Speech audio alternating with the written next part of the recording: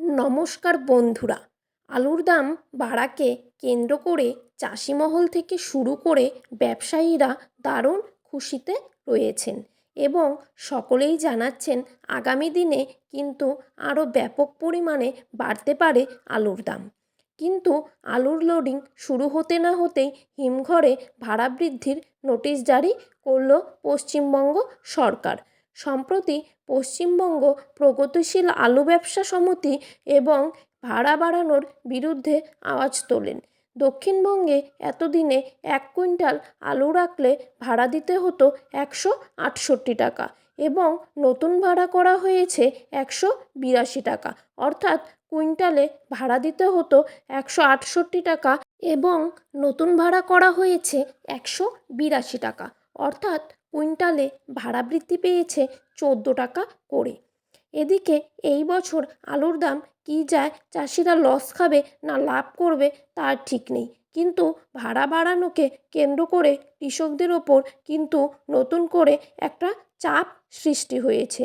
চাষিদের কাছ থেকে কয়েক কোটি টাকা ভাড়া আদায় করে কিভাবে বাজারে আলুর দাম নিয়ন্ত্রণে রাখবে সরকার, তা নিয়েই চিন্তিত সকলেই। আজ পশ্চিমবঙ্গের বিভিন্ন স্থানে আলুর চাহিদাকে ভিত্তি করে আলুর দাম কিন্তু ঊর্ধ্বমুখী লক্ষ্য করা যাচ্ছে। অপরদিকে পশ্চিমবঙ্গের বিভিন্ন স্থানে জ্যোতি আলুর ফলন কম রয়েছে এবং অপরদিকে উত্তরপ্রদেশেও জ্যোতি আলুর ফলন কিন্তু মারাত্মকভাবে কম লক্ষ্য করা যাচ্ছে, যার ফলে পশ্চিমবঙ্গে আলুর দাম কিন্তু বাড়তে শুরু করলো। সুপ্রিয় দর্শক, দেরি না করে আমরা এখন দেখে নেব আজ পশ্চিমবঙ্গে কোথায় কোথায় আলুর দাম কত টাকা রয়েছে এবং আগামী দিনে আলুর দাম কত টাকা পর্যন্ত বৃদ্ধি পেতে পারে। কেমন হতে পারে 2025 সালের আলুর ভবিষ্যৎ। তো এই সমস্ত বিষয়বস্তুকে কেন্দ্র করে বড় বড় ব্যবসায়ী তথা বিশেষজ্ঞরা যেসব তথ্য জানিয়েছেন তাই কিন্তু আমি আজকে এই ভিডিওতে জানিয়ে দিব।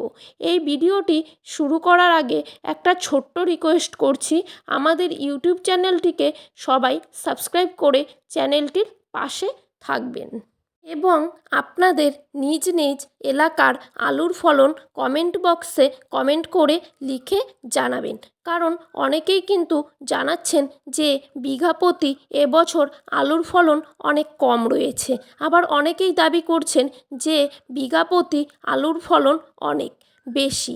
তাই আপনারা যদি সকলেই কমেন্ট করে নিজ এলাকার ফলন লিখে জানান তাহলে কিন্তু সকলের কাছেই পশ্চিমবঙ্গ জুড়ে আলুর ফলন স্পষ্ট হয়ে যাবে, আর তাতে কিন্তু কমেন্ট পড়ার মাধ্যমে আমাদের সকলেরই সুবিধা হয়ে যাবে।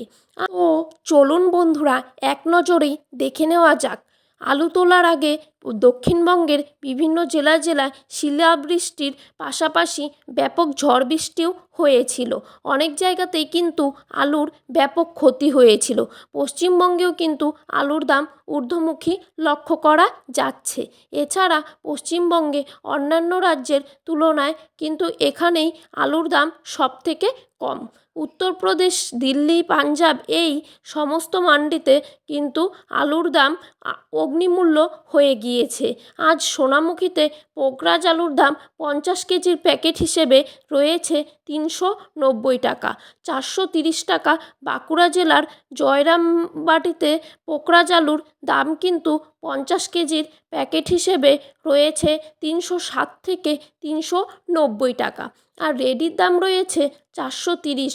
বর্ধমানের মশাগ্রামে পোকরা আলুর দাম কিন্তু রয়েছে 370 থেকে 380 টাকা ডালা।